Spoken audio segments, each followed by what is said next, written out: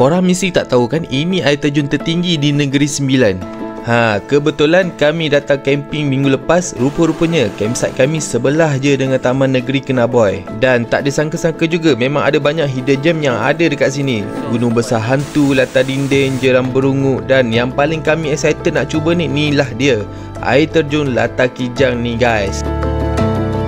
Disebabkan kami tak plan awal-awalnya, so kami ambil servis dari orang asli kat sini untuk hantar ke Latar Kijang ni. Kalau hiking makan masa 2 jam jugalah, tapi dengan bantuan dorang kami sampai dalam masa 15 minit je. Ni kira ojek lah, kita bayar dekat dorang RM15 je sehala.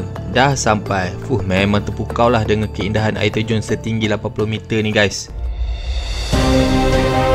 Kat sini bolehlah nak mandi, bergambar dan banyak lagi lubuk-lubuk pot healing belum sempat kami terjar. Yang nak tengok full video boleh ke channel saya ya. Next, ke mana kita? Kasih suggest guys.